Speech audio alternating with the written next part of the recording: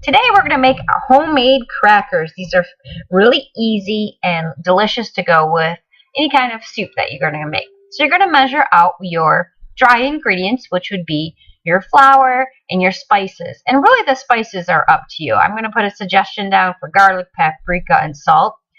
But it's kind of like what you decide that you want. Do you not like garlic? Don't do garlic. Like it salty? Add more salt. It's good to go. Just kind of mix it together and do that. Then we're going to go ahead and cut in our 4 tablespoons of butter.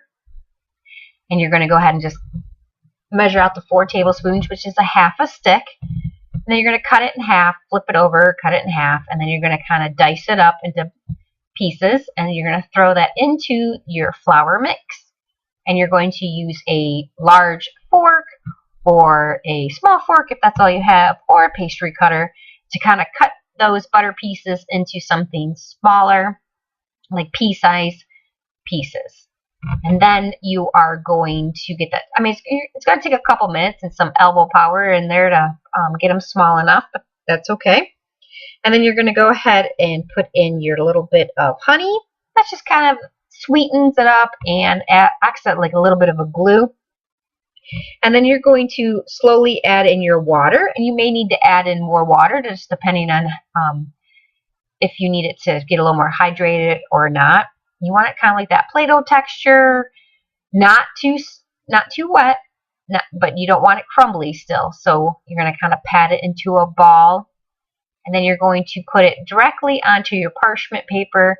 That could either be on your baking sheet or onto your counter, just depending on how your rolling pin works or how big of a lip your cookie sheet has. And see, I had a problem, so I took it off of the pan and then I put it on the counter, and then I was able to get it flattened.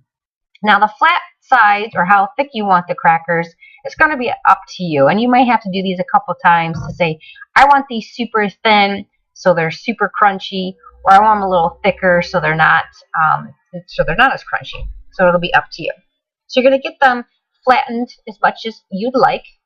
And either way works just as good. If you do them too thin or too thick, you just watch the timing of your baking. You're going to use a pizza cutter or knife to cut them into squares or squirt-ish shapes. Not a big deal because you're going to eat them anyways. It's all good. And then you can sprinkle more salt on top if you'd like. You're going to preheat your oven to 400 degrees. And once it's preheated, you're going to put them in for about 10 to 12 minutes. It may need a little bit longer depending on how thick you made your crackers. These crackers are really good for like a one-time, like you're going to eat that same day. They don't really store super long or anything like that. They're not going to be like your saltine crackers that you're used to, but they will work really great with soups and even for snacks depending on what type of spices you put in there. So enjoy making homemade crackers, and I look forward to seeing or hearing about your creations.